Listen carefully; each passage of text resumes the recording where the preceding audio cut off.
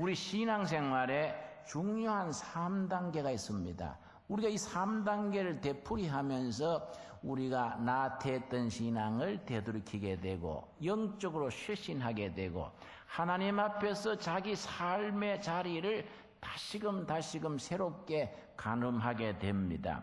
그 3단계, 그 3단계가 다 영어로 표현할 때는 R자로 시작되는 단어로 시작되기 때문에 3R이라고 말합니다. 첫 번째는 뭐냐 하면은 repentance, 회개라 할 때 R입니다. 여러분, 회개라 하면 우리 성도님들은 오해하기 쉽습니다.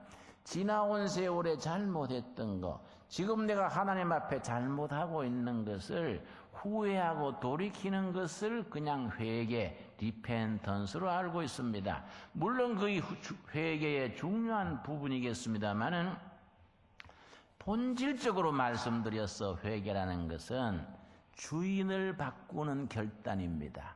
주인 바꾸기, 이게 회개입니다. 지금까지 내가 내 삶의 주인이 되고 내 생각, 내 목표, 내 의지가 중심이 되어서 하나님은 믿는 척하고 그냥 교회를 오락가락 했었는데 그러한 삶을 철저히 돌이켜서 내가 내 주인이 되었다가 좌절하고 스스로 아파하고 방황하게 된 내 삶을 청산하고 살아계신 하나님, 거룩하신 하나님을 내 삶의 주인으로 모시게 되는 주인 바꾸기, 그 리펜턴스, 그거의 회개입니다. 그렇게 회개한 이후에 두 번째 단계가 있습니다. 내 마음이, 내 생각과 내 사고방식과 내 뜻이 하나님의 뜻에 합당하게 바뀌는 마음 바꾸기입니다. 그걸 영어로 리바이벌이라면 부흥회 할 때 리바이벌 미팅 그렇게 표현합니다. 리바이벌은 단순화시켜서 말하면은 마음 바꾸기입니다. 우리가 하나님을 섬긴 척 하면서도 내 마음의 중심에는 욕심이 있고 야망이 있고 혈기가 있었습니다. 그러나 그 마음을 바꾸기를 우리 위해 죽기까지 하신 예수 그리스도의 마음으로 바꾸는 겁니다. 빌립보서 2장에 귀한 말씀이 있죠. 너희는 이 마음을 품으라 곧 예수 그리스도의 마음이니 하늘 보좌를 버리시고 낮추시고 순종하셔서 죽기까지 하신 예수님의 마음을 본받으라 했습니다. 우리 마음 바꾸기가 진정한 부흥입니다. 우리 마음을 바꾸고 사고방식, 생각, 가치관을 바꾸어서 예수님 중심으로 참 진리 중심으로 우리 마음이 바꾸어지는 것이 진정한 부흥, 리바이벌의 시작입니다. 세 번째 단어가 있습니다. 그렇게 내 삶의 주인을 바꾸고 내 마음과 뜻을 바꾼 후에 환경을 바꾸는 겁니다. 내 삶의 자리가 총체적으로 바뀌어지는 겁니다. 이걸 리폼이라고 합니다. 리폼이라고 하면 개혁이라는 말이 리폼입니다만은 보다 영적으로 뜻이 넓습니다. 그냥 정치적으로 사회적으로 개혁이 아니라 내 삶의 자리가 총체적으로 환경과 조건, 제도와 모든 규범을 바꾸는 그게 리폼, 개혁입니다. 이 세 가지 단계가 우리 속에서 제대로 이루어져 가는 때에 우리가 성숙된 신앙인으로 참된 크리스찬으로 자리매김하게 됩니다. 여러분, 우리 성경 66권 중에서 느헤미야가 그 세 단계를 제대로 거치는 대표적인 경우입니다. 우리 느헤미야서 1장 1절 우리 다 한번 찾겠습니다. 느헤미야는 13장으로 이루어진 길지도 않고 짧지도 않는 책인데 느헤미야서가 오늘 살아가는 우리들에게도 중요한 것은 느헤미야는 그 시대 상황이 대단히 절망적일 때입니다. 요즘 국제적으로 또 국내적으로 불경기가 대단히 심하지 않습니까? 내가 기도하면서 걱정하는 것은 우리 둘의 교우님들은 서민들이 많습니다. 이 불경기가 아무래도 내연 전반부까지는 가지 않을까 생각하면서 우리 성도님들이 이런 불경기를 어려움을 각박한 현실을 이겨나갈 수 있는 영적인 정신적인 힘을 달라고 나가 기도하곤 합니다. 여러분, 느헤미야의 시대가 그런 시대였습니다. 대단히 살아가기가 각박하고 숨겨웠던 시대입니다. 그런 시대에 개혁이라는 것은 생각할 수도 없었던 아주 불경기 중에 불경기 때에 느헤미야라는 영적 지도자가 등장을 해서 개혁에 성공시킨 드물게 보는 개혁의 성공 사례입니다. 그런 점에서 느헤미야가 오늘 이 시대에도 우리들에게 중요한 교훈이 됩니다. 느헤미야서 1장 3절 보겠습니다. 느헤미야가 바벨론의 포로로 끌려가서 자기 조국은 망해버리고 포로 신세로 끌려가서 그 바벨론 땅에서 절치부심 각골의 고난을 겪으면서 아주 바벨론 왕궁에서 중요한 자리에까지 오를 수 있게 되었습니다. 자기 자신은 좋은 자리에 올랐지만은 자기의 조국, 자기의 동족들이 너무나 비참한 서지에 있으니까 안타까움을 금할 수가 없던 때에 자기 고국 이스라엘 예루살렘으로부터 동생뻘되는 몇 명이 찾아왔습니다. 찾아와서 바벨론 왕궁에 일하고 있는, 요즘 말하면은 비서관쯤 되겠지요. 느헤미야에게 조국의 사정을 말해줍니다. 이 1장 3절입니다. 저희가 내게 이르되 사로잡힘을 면하고 남은 자, 포로로 끌려오지 않고 본국에 남은 사람들을 말합니다. 그 도에서 큰 환난을 만나고 능욕을 받으며 이웃 족속들이 모욕을 하고 짓밟습니다. 누구도 보호해 줄 수 없는 어려운 처지에 처해 있는 상황을 말해줍니다. 예루살렘 성은 회파되고 성문들은 소화되었다 하는지라. 성은 허물어지고 성문은 불타버렸습니다. 정말로 어려운 처지를 전해줬습니다. 4절 말씀. 내가 이 말을 듣고 앉아서 울고 수일 동안 슬퍼하며 하늘의 하나님 앞에 금식하며 기도했습니다. 자기 조국이 처한 현실을 직면하고 하늘을 향해서 무릎을 꿇어 금식하며 기도하는 겁니다. 5절 말씀. 가로되 하늘의 하나님 여호와, 크고 두려우신 하나님이여, 주를 사랑하고 주의 계명을 지키는 자에게 언약을 지키시며 긍휼을 베푸시는 주여 간구하나이다. 여러분, 간구란 말씀 아시지요? 기도 중에 간구는 그 기도가 응답받을 때까지 끈질기게 전심전력으로 목숨 걸고 기도하는 것을 간구라고 말합니다.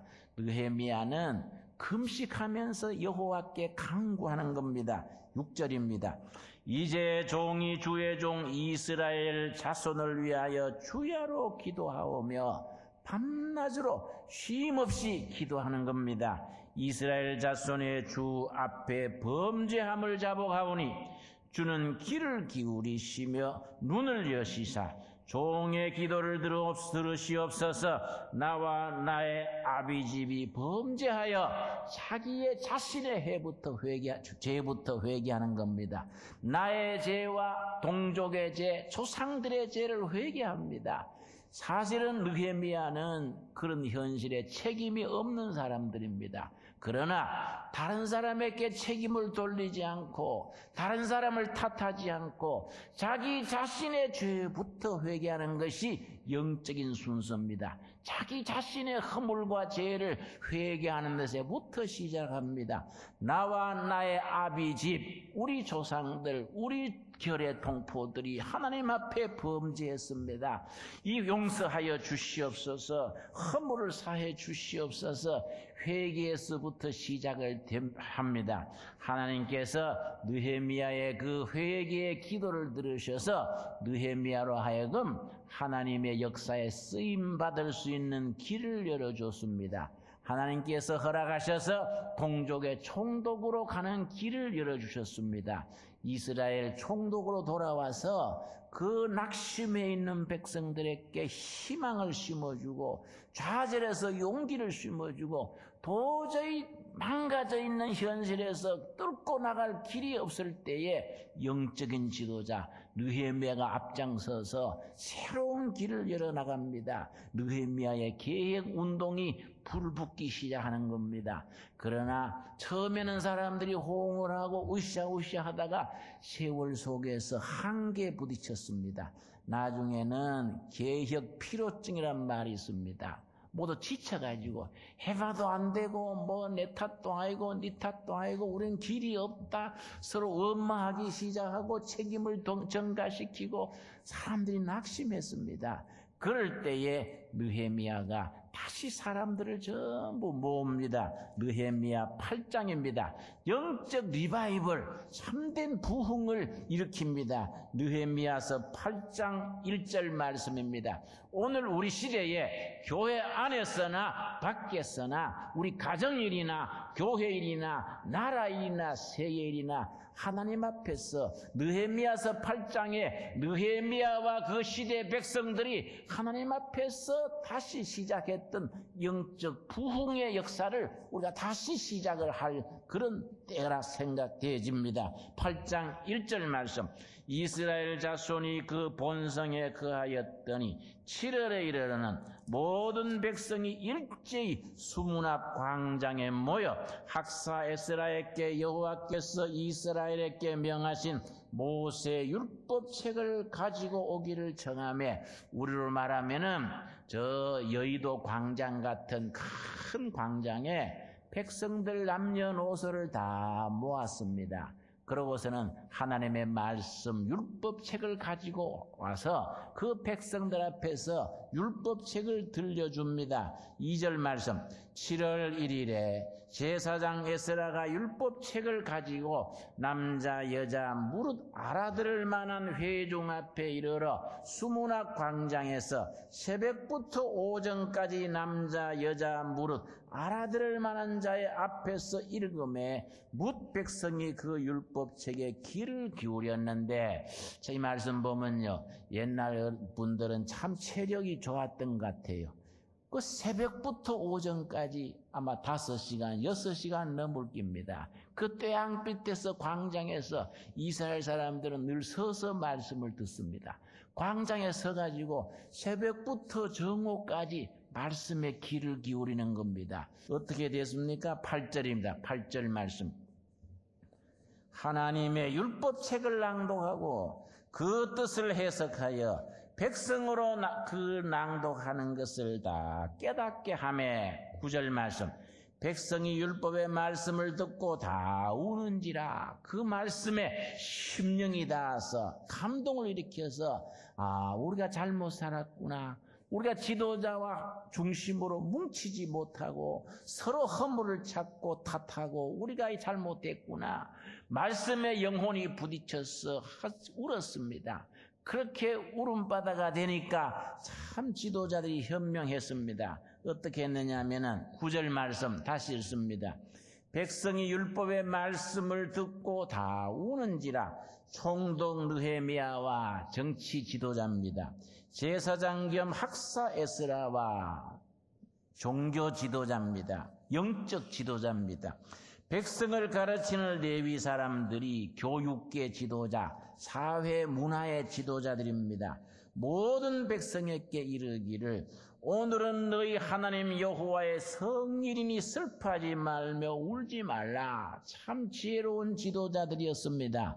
백성들의 말씀에 가슴이 부딪혀가지고 눈물을 흘리니까 정치 지도자, 영적 지도자, 사회 문화 지도자들이 앞장서가지고 국민 여러분, 지금은 울 때가 아닙니다.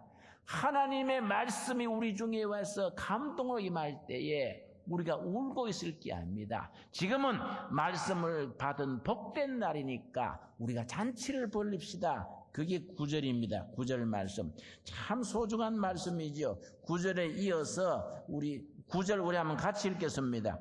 백성이 율법의 말씀을 듣고 다 우는지라. 총독 느헤미야와 제사장 겸 학사 에스라와 백성을 가르치는 레위 사람들이 모든 백성에게 이르기를 오늘은 너희 하나님 여호와의 성일이니 슬퍼하지 말며 울지 말라. 백성들을 잘 이끌어가는 겁니다. 슬퍼하지 말고 울지만 말고 마음을 바꾸게 합니다. 10절입니다.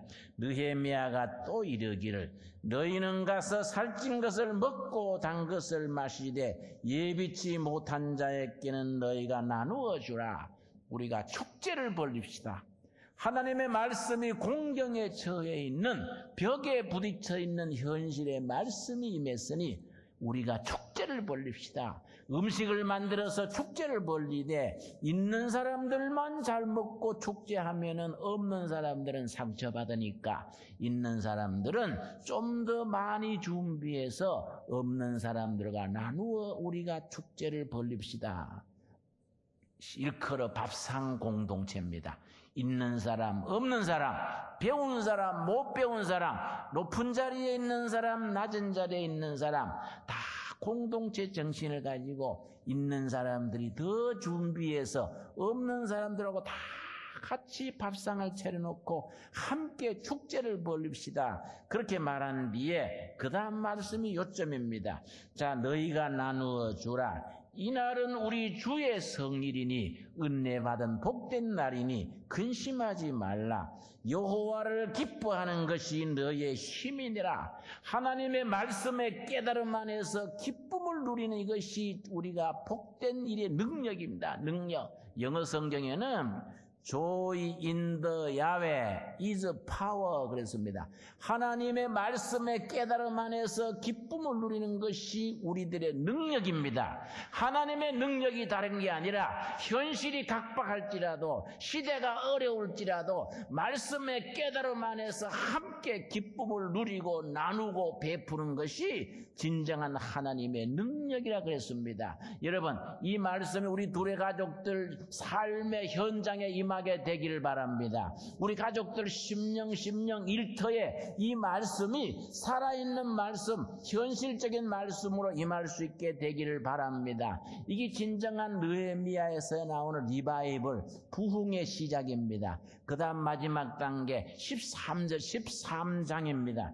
느헤미야서 13장. 느헤미야서 13장이 느헤미야서의 마지막 장입니다. 느헤미야서는 1장에서 금식하며 죄를 회개하는 데서부터 시작을 해서 8장의 클라이막스에 올라가서 8장에서 온 백성들이 모여가지고 말씀 앞에서 기쁨의 잔치를 열는 심령 부흥회를 거쳐서 13장 19절 보겠습니다. 19절 말씀.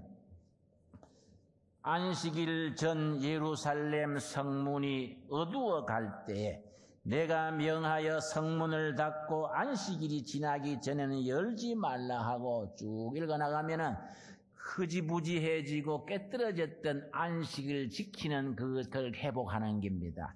또 그 다음 말씀 23절 말씀 13장 23절 말씀.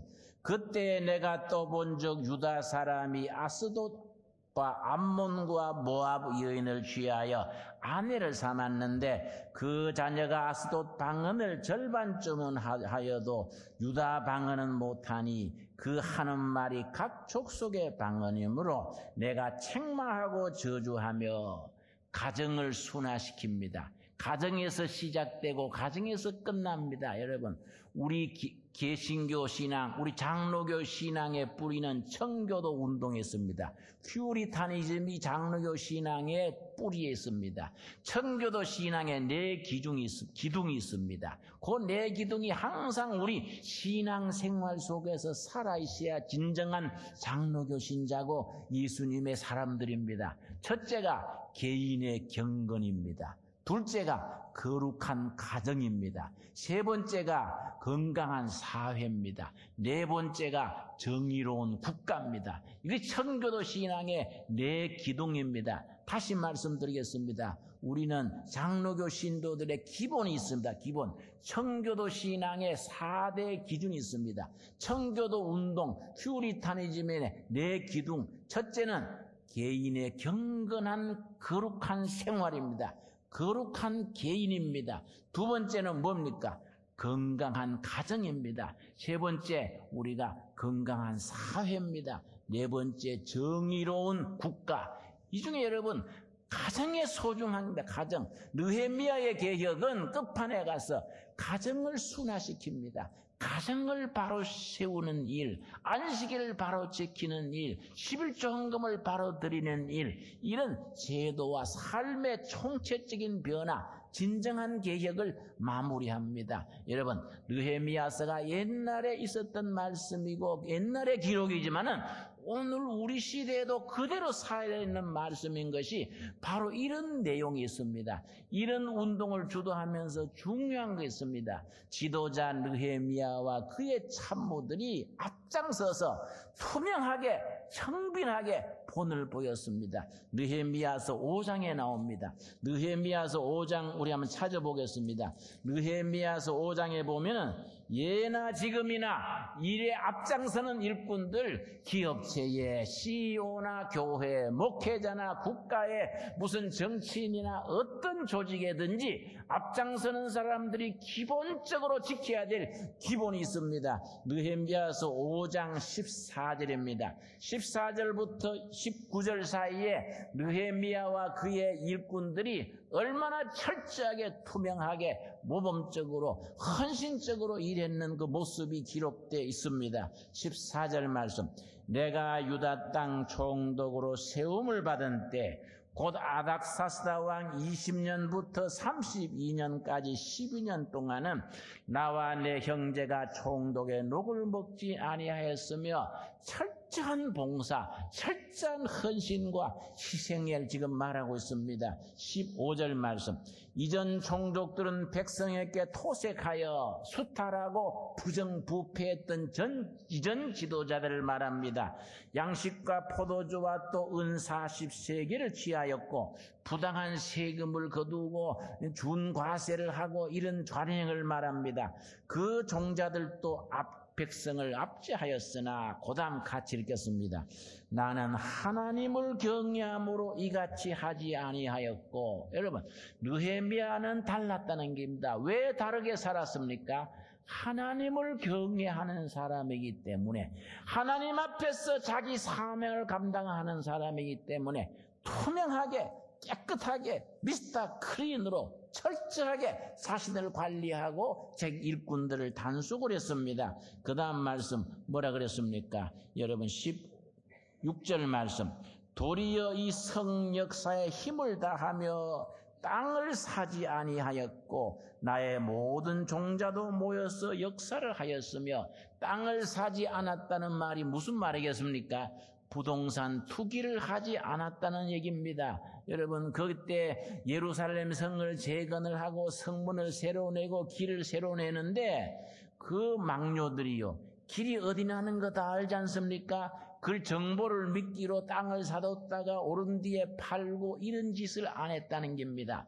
예나 지금이나 같은 말입니다. 자기 자리를 이용해서, 권력을 이용해서, 정보를 이용해서 자기 사욕을 지키는 그런 짓을 하지 않았다는 겁니다. 나는 부동산 투기를 하지 않았으며 부패하지 않았으며 수탈하지 않았으며 깨끗하게 바르게 했다. 왜냐? 하나님을 섬기기 때문에. 나는 하나님을 섬기기 때문에 그런 관행을 따르지 않았다. 여러분, 이게 정말 크리스찬 공직자, 크리스찬 지도자들의 삶의 모습입니다. 여러분, 오늘 말씀 속에서 예나 지금이나 성경 말씀이 우리에게 가르쳐주는 진정한 크리스찬 일꾼의 삶의 모습 3단계입니다. 우리 복습을 하겠습니다. 자기의 주인을 바꾸는 뭐입니까? 회개, 리펜턴스입니다. 자기의 마음과 생각과 가치관을 바꾸는 리바이벌 뭡니까? 마음을 바꾸는 리바이벌 부흥입니다. 세 번째, 자기의 삶을 총체적으로 환경과 제도와 모든 시대의 관행을 바꾸는 개혁입니다. 이 세 가지가 우리 삶 속에서 둘의 가족들의 삶의 현실에서 하나 이루어져 나갈 수 있게 되기를 바랍니다. 우리 기도하겠습니다.